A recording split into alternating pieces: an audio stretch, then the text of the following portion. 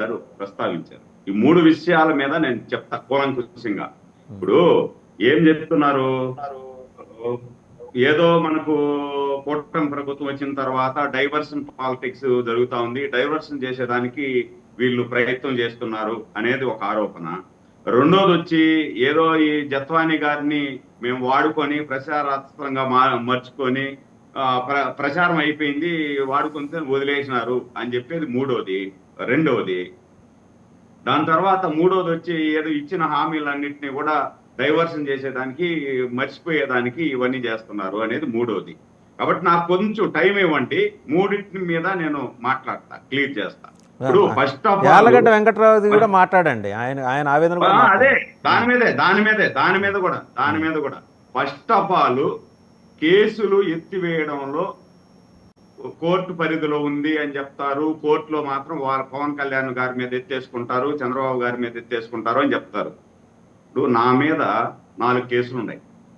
ఎవరిదో చెప్పట్లే, నేను నా విషయమే చెప్తున్నా. నా మీద 4 కేసులు ఉన్నాయి. నా బిడ్డ మీద ఎస్సీ ఎస్టీ కేసు ఉంది. ఎన్ని సంవత్సరాలైంది కేసు పెట్టి? తిరుపతి బై ఎన్నికలు జరిగేటప్పుడు కేసు పెట్టారు. ఎన్ని సంవత్సరాలైంది? 4 సంవత్సరాలైంది. 4 సంవత్సరాలైంది, నా కేసు ఎత్తలేదే. నా మీద కేసు ఎత్తుకునేదానికి, పార్టీలో ఉండే వాళ్ళందరి మీద కేసులు ఎత్తేసేదానికి నా మీద కేసు ఎత్తలా. మా తిరుపతి ఎక్స్ఎమ్మెల్యే మీద కేసు ఎత్తలా. ఈ విధంగా 700 మంది మీద 307 పెట్టారు. ఏది?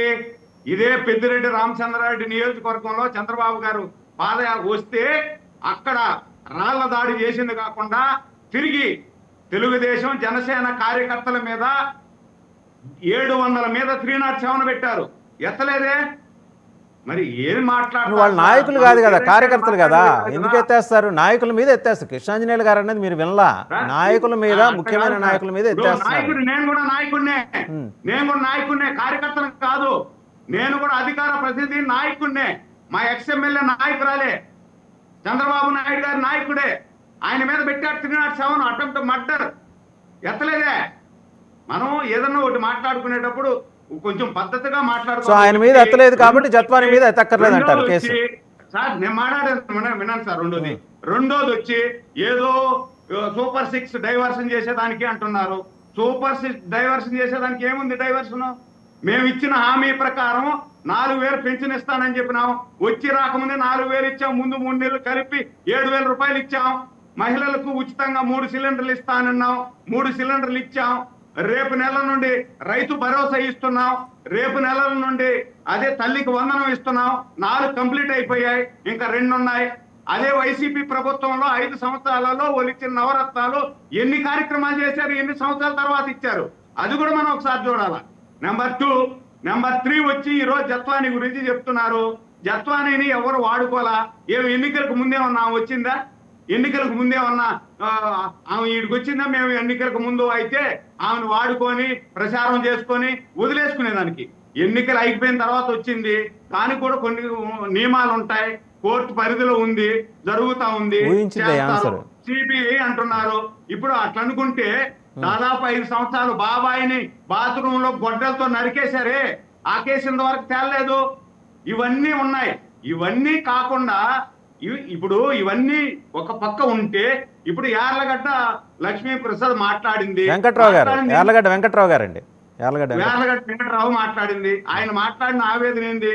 దానికి ముందు కూడా కొంచెం చూడాలి కదా మనం. ఆ బిడ్డే కట్ చేసుకొని చూసేది కాదు. దానికి ముందు జరిగిన పరిణామం ఏంది? ఏదైతే 5 సంవత్సరాలలో ఈ రాక్షసుడి పరిపాలనలో మా కార్యకర్తలను పోగొట్టుకున్నాం, మా నాయకుల్ని పోగొట్టుకున్నాం.